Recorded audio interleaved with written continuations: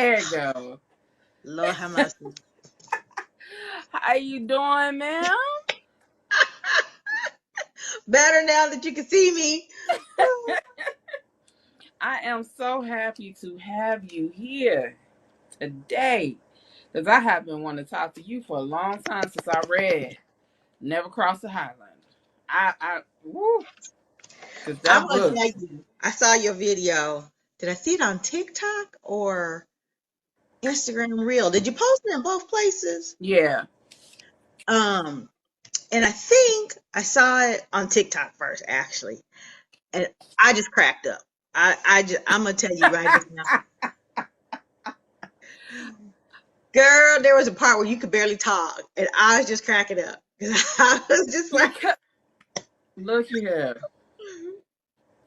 I think it was just the idea that Cullen was just so manly, like with locks, you know, and the complexion, but we're gonna get into all that because I'm gonna go on.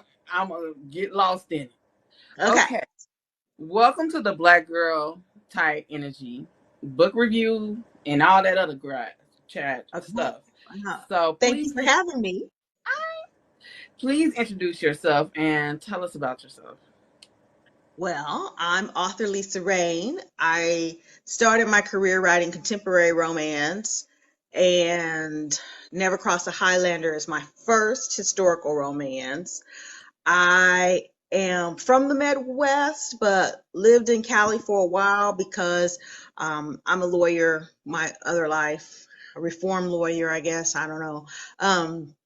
And so I practiced law in California, which is also where I went to law school for a while before moving back to my hometown. So now I coach entrepreneurs and write books wherever and whenever I can, basically, in the in between. Okay. So how long have you been in romance? Just in general, how long have you been writing romance books? I published my first romance in 2015. Mm-hmm. I started seriously writing in 2012. Okay. Okay. What is the specific type of books besides historical that you typically write besides contemporary romance, or those just the two that you? That's it. It's it. I love romantic suspense. However, Mm, but even my contemporary romance, there's a little thread of some suspense, some intrigue, some mystery. So my contemporary romance are probably just slightly different in that even though the romance is central, there's usually something else going on too. So there's some other plot, yeah. subplot, shenanigans, something going on. And part of that is because I love romantic suspense. Um, Mm. and there's a part of me that says I'm gonna write one day, I would love but to read it. I didn't start. Well, actually, interesting thing, I did actually try to start there. Mm. My first manuscript attempt Mm-hmm. was a romantic suspense. And I realized as I started writing it that I had so much involved and undercurrent that I needed to do some more research. And I Mm. thought this will take me forever to finish. And I just need to go ahead and write, do something else. And I thought, well, contemporary romance, that will Mm-hmm. be easier, right? Yeah. No. No, no, no, no, no. I don't think people understand that if romance is the central and almost only thing going on in the book, Mm-hmm. how much harder it is to write and plot that and get the emotions across and have some kind of plot that Right. keeps readers engaged. Right. And that was hard. Ooh. That was hard. And I stuck with it, but I did sort of write what I know in that my first characters, my first book are lawyers. So Mm. they're lawyers. They practice in the Midwest.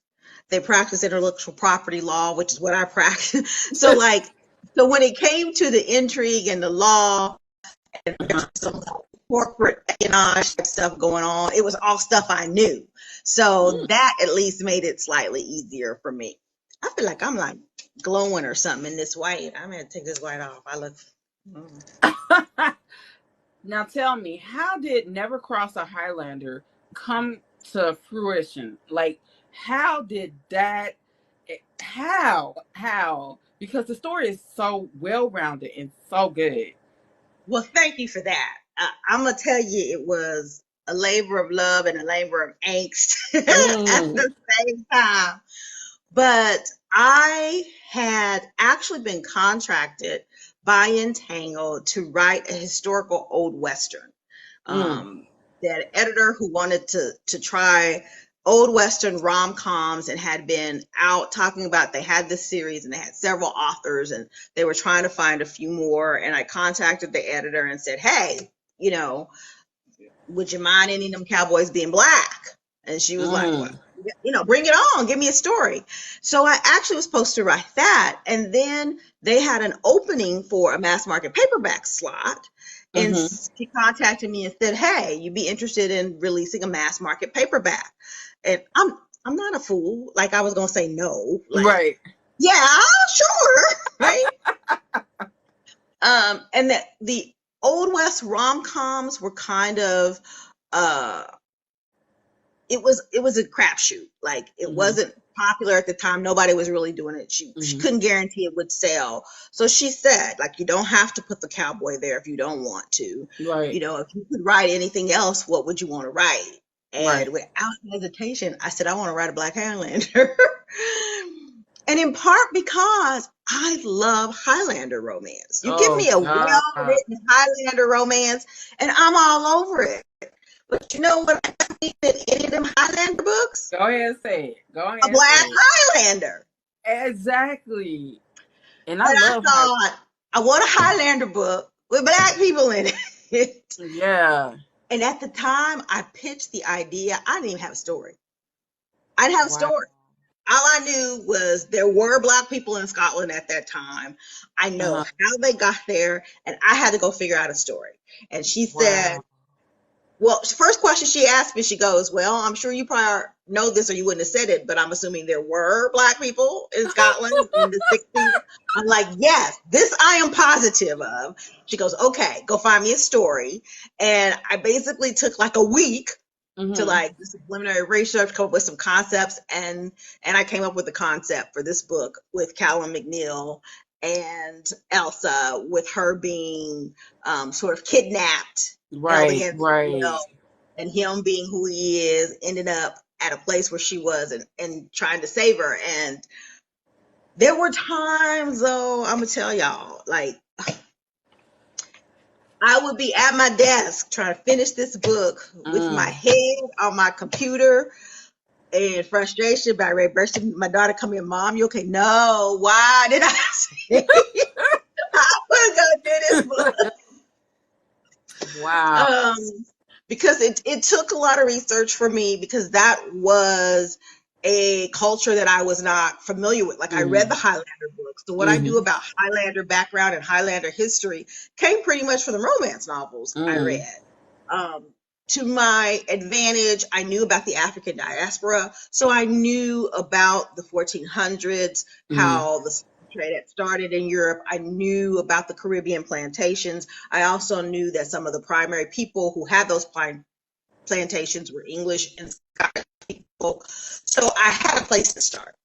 Right. And then I kind of had to delve past that. So that was helpful.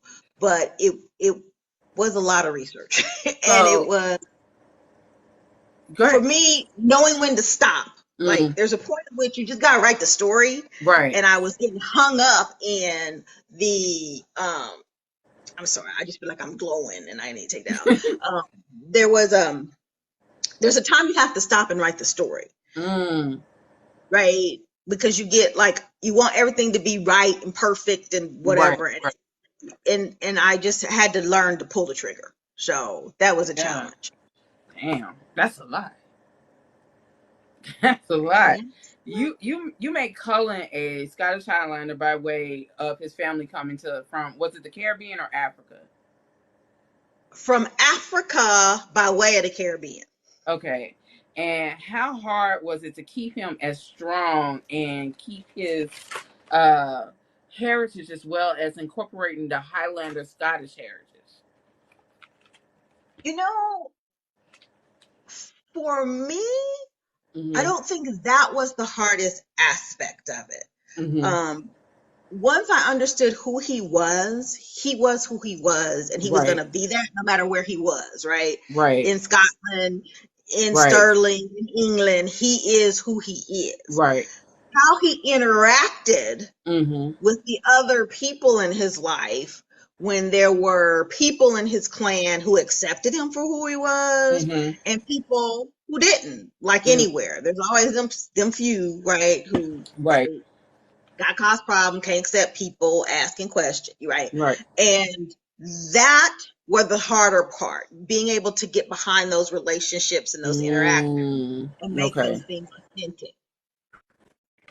Now, Lisa is a strong black woman with roots in her heritage. How was it writing the culture that was intertwined with her, plus adding the slavery aspect by her being a freeman, but turning into a slave? How was it to keep the so traumatic, but tell the truth in the same time, even though it's historical fiction?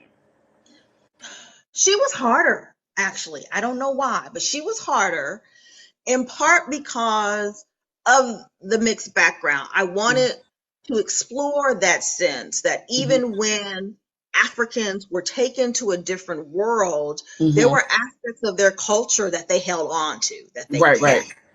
And it was important to me that as someone who was free born in the Highlands, Mm-hmm. who had a connection with the parents and the grandparents who had come from the original country, Right. that she be able to have that exploration Mm-hmm. of that culture, have some of that still in her, but have to deal with, well, what did it mean to then been taken someplace where you had no freedom or independence and still be able to maneuver in that culture Right. and survive, Mm. not only survive but thrive enough that you continue to want to get free and go home, Right. right? She was a fighter. um, She was a yeah, she was a fighter. fighter.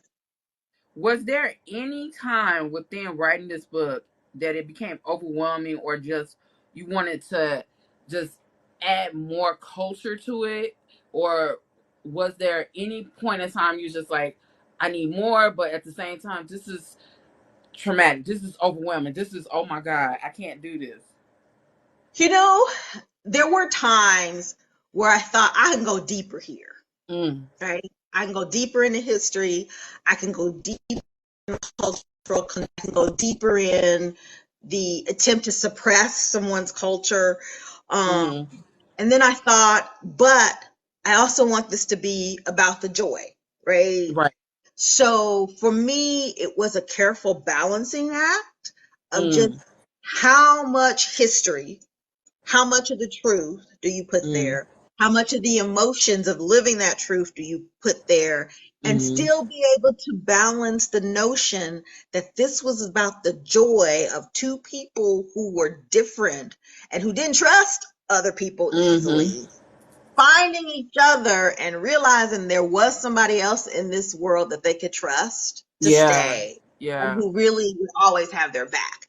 And so I would have to balance it and read it. And there were times where like, okay, is this too much or is it not enough? And Mm, because I wanted to, for those Black readers like me mm-hmm. who are going to go, ooh, I want a Highlander book. And oh my God, you just gave me a Black Highlander. Mm-hmm. I wanted them to feel like I really gave them a Black Highlander, right? I gave them Oh, you Highlander, definitely did. but I gave them a Black man and a Yes. Black woman dealing with what it would be like to live as a Black woman or a Black man in Mm, these times. And I didn't want them to be disappointed, but I also wanted it accessible enough to mm-hmm. those people who don't look like us, Right, but right. might have said, ooh, like they did. I like that cover. That was a sexy cover. Like they kind of like, I bought the book Yeah. just for the cover. I don't know how many times somebody told me I bought the book just got cover. But then they enjoyed the story Right. inside. So I Right. needed to balance that so that I could give readers who look like me what they wanted in a Black Highlander, but Mm, still make the story accessible to others who don't look like us, mm. who need to understand that we do belong in historical romance outside of the United States. So how did it with Cullen and Elise relationship, how did you keep it so that it wasn't so trauma bonding, but more so it was a grow into the love type, almost enemies to lovers type? Yeah. Uh I realized after I finished it, it was kind of like, this is it pretty was much it was enemies like to enemies lovers. to lovers, friends to lovers. But in Um, that sense, the trauma that was going on, how did you keep that from being the biggest part of why they got together? for me, I think it was because if Elsa had succumbed to the trauma and been the kind of woman who Mm, couldn't deal with it and couldn't handle things and fell mm. apart, Callum wouldn't have fell in love with her. Definitely Um, not with his he was the personality. strong Mm, man with a set code, mm, strict black and white. This is mm, how things work. This is how things are. And what drew him to her mm. was the fact that he recognized someone who also had that inner strength, Right. that when times got tough, she didn't fold, she didn't back down, she stood up, even to him, which he Hmm. wasn't used to. And at first, that's annoying. You're Yeah. like, Yeah. find this woman. Like, don't she know who I am? Yeah. But he needed to respect her as an individual Hmm. before he could fall in love with her as a woman. And so she Ooh. needed to be that kind of Ooh. character, That. right? Yeah. Ooh. That was a word. Ooh. Yeah. Yeah. Because otherwise she wouldn't have been woman enough for him. Right. Right. He, she wouldn't have been the right one for him. So, with that being said, how did you? Because even though the sexual scenes were hot, but how did you make them also come off so sweet and romantic as well? Because they were hot, but they were romantic. There was like this very sensual romantic, romantic element to them. Mm. You know, I don't know how to answer that, honestly. Um, for me, sex scenes are an extension Mm, of the intimate development of the relationship between my characters. right, right. So I feel like, especially the first time they have sex Mm-hmm. and the first time they have sex when they realize they're in love with each other, Right. are major turning points in the Yeah. development of the story. Right. So for me, it's not just about the hot sex, Mm-hmm. but the emotions that are going on Yeah. as it's happening, because after their first true intimacy, Mm-hmm. there's a growth arc that each of them has just Yeah. gone through. And we see it develop in how they start having, right? How she chooses that, Mm-hmm. okay, this is the moment. I'm not going to chicken out. I'm going to do this, right? And Mm-hmm. how he chooses to treat her while he's Mm-hmm. having sex with her, right? Right. And my hope is when you come through that, you're like, oh, this was really hot sex, but I can see how these people gonna fall in love with each other, right? Like I And can see that that's what I now. got. That's Yeah, what I got right yeah, there. yeah, That's what I got. And I loved how you did it because it was just he wasn't a pushover and he wasn't anybody's boy toy. You know what I'm yeah. saying? So you had to come correct with him. He valued himself. Same with her. She valued herself. Even though they were trying to take that back from her, Right. she still valued herself. So when they came together, that's why I say it was hot, but it was so romantic. It was so sensual.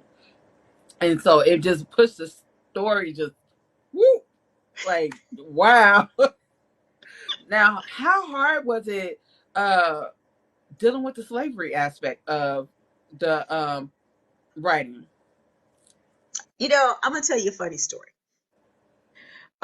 And I really don't think I realized it till I turned in the first draft of the manuscript. Mm-hmm. When I found out that they were looking for Old West romances and cowboys, and they gave me the time period, which was pretty much the Old West time period, Mm-hmm. I told that editor, my book has to be 1877 or later, because I'm not writing a book during slavery. I refuse to Right. write a book set during slavery. So I wanted it after Reconstruction. Now, we all still know there was a bunch of racial issues and turmoil going on, but at least Mm-hmm. slavery would have been over, right? Right.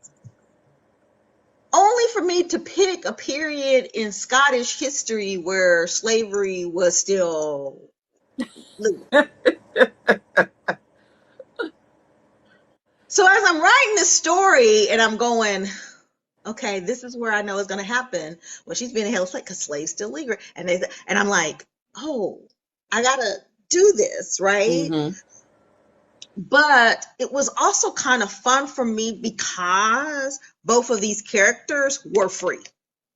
Like, Mm. he'd been Mm. born free, she'd been born free. So they're in a culture where that exists. Right. Um, they are in a culture that's predominantly white, Mm-hmm. which will still exist. How would they navigate? And then that became sort of a challenge. That became a Mm. challenge for me. Now, how do I write this and still get to deal with the slavery aspect, still get to deal with Right. the history, drop a little knowledge people might not know, but Mm-hmm. develop these two characters in a way where we primarily still just want to know how they're going to fall in love and how do they get their happily ever after. Yeah. So I kind of saw it as a challenge, Because honestly. when I was Um, reading it, like when she was the handmaid to the princess or whatever the hell that girl was, I was so angry. Like I was just like, Lord, please let her get out of this situation because it was just like, wow. But the one scene that just blew me was him coming through the gate, surrounded by all these white Highlanders and his clan, and she sees him from the balcony because she's trying to get back to her clan. yeah. That moment when they locked eyes, that was a good moment because she had just been through hell, and Yeah. here comes this strong black man on a horse with locks, and it's just like, wow. Now, how did you decide to give him locks? He had to have locks. Well, no ifs, ands. No, he just had when when I understood when this guy came to me, Mm, well, he's a Highlander, so he was gonna have let his hair grow, right, right. right? But he was also a black man, um, raised by a black woman who was newer to the continent because Mm-hmm. his mother had not been born. There wasn't a lot of history there, but I think you recognize enough that right, she was close to Africa. They said she spoke with an accent because she wasn't born uh, in Scotland. And all I thought was this big, tall, sexy black guy with long locks. It just Mm. there was no other choice. He had to. He Okay. had to be that. Hey, I'm not arguing with you because I was like, I'm so delulu over this man. Like a black man in a kilt with locks and a body of a god. I just a Look, little. first black Highlander romance gets as a hero. Mm, He had to have it going on all the way around. Like I couldn't can't give y'all some skimpy wimpy first hero, right? We had to, true. and I, I'm gonna say like honestly, I don't care what your hair looks like, as long as it look good. Yeah. But I'm a football fan, Mm, and one of my contemporary books is a football book.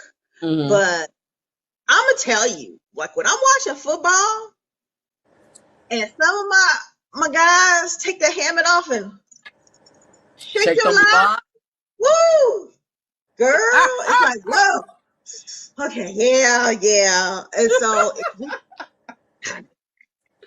So, that's it for are me. we gonna So get any more Highlander stories from you you? are.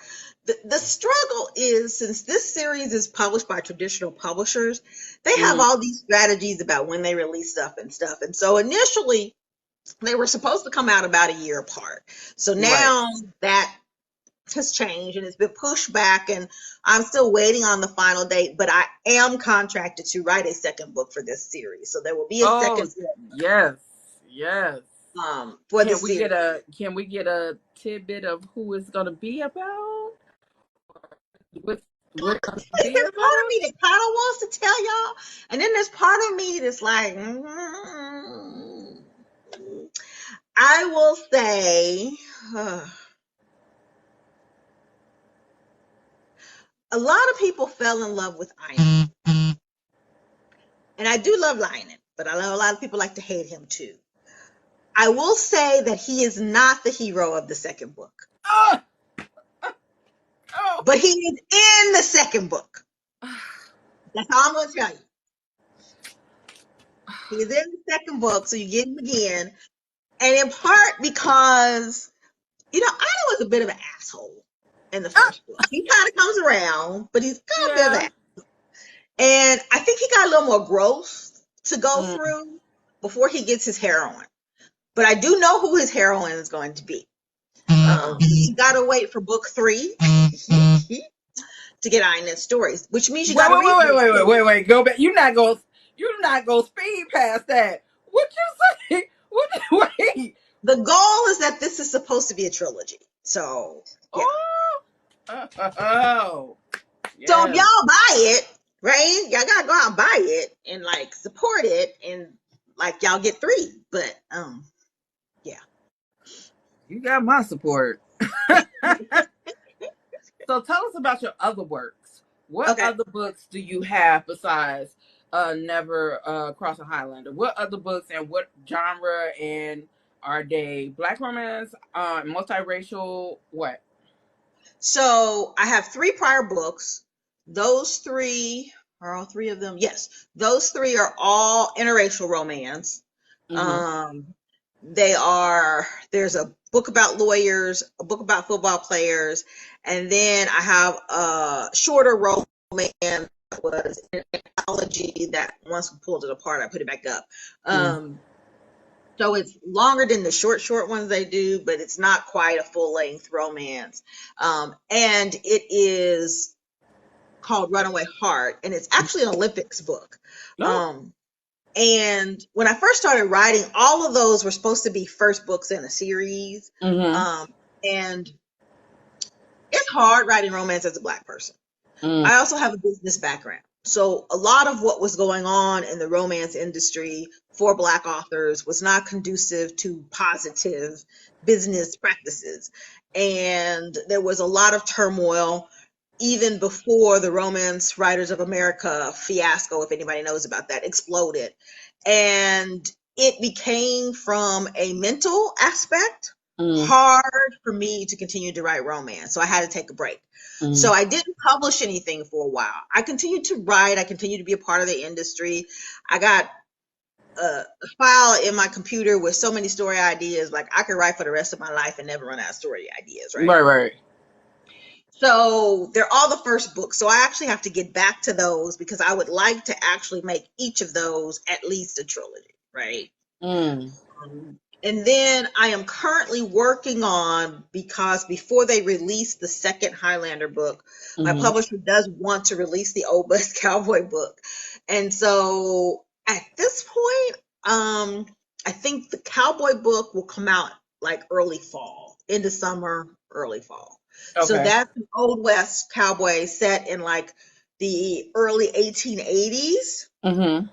and features a Black cowboy who was temporarily appointed as a marshal by a friend to help him catch some bad guys. But he's just like ready to retire. He tired of chasing people he shot at, wants to go Right. retire in this small town. But things kind of get shaken up because there's this college educated uptight, basically, Eastern woman who inherits the local saloon, Mm-hmm. and she moves there and turns everybody's world upside down. So there's fights breaking out everywhere. There's all kinds of fiascos. So he can't catch a break, Mm. basically. But it's about the story of how other people want to run her out of town. And of course, once somebody else wants to run her out of town, he's got to be like, wait a minute now, got to protect. Mm-hmm. Yeah. And so that's their love story. And then of my contemporary books, I'm going to publish indie. So I'm what they call hybrid. So I have traditional publishing contracts for my historicals, and my contemporary I will continue to publish as indie. And at this point, it is probably the second football book that will come out early next year. I'm thinking right around Super Bowl time. I'm gonna have to read your football books because I like football books. I like sports books. Yeah. Football fan. So So yeah. I like that. So, what are your favorite tropes? Enemies to lovers. And I think that's how that snuck into the Highlander, but I love a good enemies to lovers. When you do okay. it right, enemies to lovers is just so hot. Like the sniping in the beginning and the comments and the banter Mm-hmm. and watching that moment when all that passion starts turning from negative energy to Mm-hmm. sexual attraction. I Yeah. love those moments. I love those moments. So I love to read a good enemies to lover. Definitely uh, one of my favorites. I, I didn't realize it till I started having to put tropes on my books for the traditional publisher. I kind of like the only one bed trope. Um, Close It's always proximity. fun. It's well, there's forced proximity, and then there's that time, they're driving in the snowstorm and they got to stop at the inn, Ah. and the inn only got one bed and they got to share it. And how do they do that? And I love those moments, the sexual tension of that. So I think I'm a sexual tension bird, right? Like, I, I, it's fine to get hot and heavy, but give me a little build up, give me a little sexual tension, Yeah. a little Yeah. angst mixed in. So if I can get a good sexual tension romance, I'm in heaven. I'm in heaven. So yeah. So, what genre have you not written in that you want to write in? Experiment, do something that's outside of your comfort zone. I will tell you that two of my favorite authors are Stephen King Mm. and Nora Roberts. So Mm. Stephen King, Man of Horror, and Nora Roberts, Queen of Romantic Suspense. Mm. I have always wanted to write a horror romance. Oh wow. And I came up with an idea years ago, and this friend of mine keeps saying, you need to pull that out and work on it. That was more like I don't know if you're a Stephen King fan, but it's more like his Tommy Knockers kind of thing, Mm. or like where there's real people and they're dealing with some force, but it's not the supernatural stuff of giant spiders like it, right? Right, right, right, right. Now it is my Yeah, favorite. it is It is mine too. it Actually, is my it's favorite. mine too. And the stand. Actually, it's one of my favorites of all time. But I love Firestarter, and it's one of his old books. And Yeah, part of it is I think it's because this is the first Stephen King book I ever read, and you know how your first yeah. kind of like I sticks don't with know. me. I like Firestarter, but I like it and the stand. And The Stand was like in my top three Mm-hmm. until he wrote Under the Dome. Ah, mm, And okay. and when it I comes between Under the Dome and The Stand Under the Dome, that's my pick now. And that's one of those like 1,000+ pages, but I love it. I love it. So I always thought if you're in the middle of something like Under the Dome, mhm, right, or Salem's Lot, right. where you're having the scariest, worst experience of your life, what Why better not fall? time Why not fall in love? you get it, right? Why not fall in love? So I have this store idea that's probably these days, I don't even know if they call it horror anymore because it's more like under the dome type thing, right? Mm. And so there's a part of me that's like, I really want to pull that plot out and go, I just need to go for it and do it and see what happens. So yeah. I definitely will read it. I definitely read it because I just love reading. So tell everyone how they can get your social media, where they can get your books, and what's up and coming for you. So the best place to find all my stuff is on my website, which is just my name, lisarayne.com. I have books that are out, books that are coming up, how to sign up for my newsletter. And I'm really pushing people to sign up for my newsletter because there's a thousand and one social media. I have a presence on most social media with the same handle, author, the word author, and Rain, my last name. So at Mm-hmm. author Rain on Instagram, TikTok, now on Threads, Twitter. I'm not on Twitter as much, but I go there every once in a while, right? Facebook, all of that. But there's just so much noise on social media right now. Mm. So I'm encouraging people to sign up for my newsletter because I will be building my own community. I'm going to do a community network. And if you're on my newsletter, then you will know when that goes live, and that'll be launching this summer. And then I can talk directly to you because I'm better when I'm talking directly to my fans than the social media stuff. Like I do it, but that's not my Are forte are there or some book my signings experience. coming up? Like there's one in Kansas City. They have what they call Romance Genre Con every year, the end of the first week of August. So if you're in the Midwest and you're in driving distance of Kansas City or Liberty, Missouri, come there. I will be in the Steamy Lit Con in Mm-hmm. Anaheim the end of August, no, like third week of August. So that's like the 16th, 17th, and 18th of August in Mm-hmm. Anaheim. Um, those are my only two live book signings this Okay. year. I will be at the RSJ virtual convention, just participating this year. Usually I present, not presenting this year, just participating, but you can find me in some of the networking rooms and some Okay. of the author chats and things like that. And then um, I'll just have to decide. I'm planning to start launching quarterly book club meetings for myself. Okay. This is something Bev Jenkins does with her fans, and I'm often part of it because I've been big since before I started writing. So I will be launching quarterly book club Mm-hmm. for my own books. And those you can find out about if you sign up for my newsletter, which you can do at lisarayne.com. Sign up for the newsletter, people. Yeah, sign up for the newsletter. That's the magic. Well, I have enjoyed talking to you. Like you just I when I say I love your book, and it's just because I think it's more because I'm a black woman and I don't see a lot of us represented in historical romance, except for people like Beverly Jenkins and stuff like that. So it's just like it's so amazing to just read it, to see it, and for it to be historically factual and not sidetrack what really happened. So I love that, and it's not dramatic, but it is informational, and it's not boring. It's really good. Thank you. Yay. It's really good.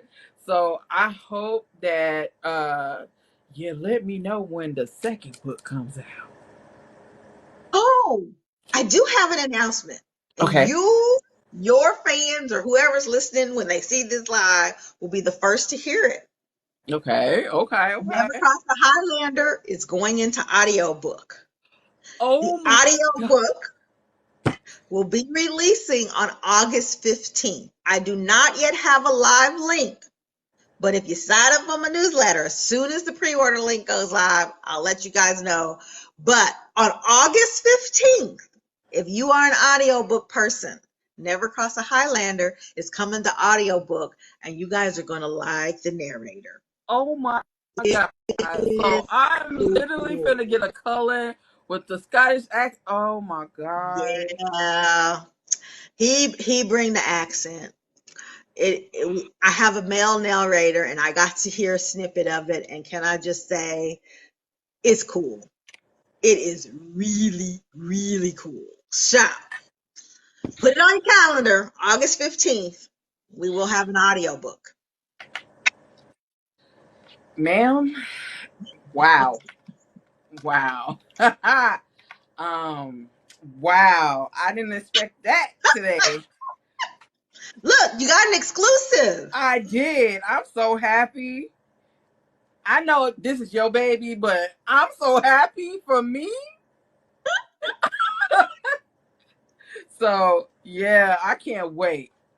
I'm definitely gonna sign up for your newsletter Yay. because I need that in my life.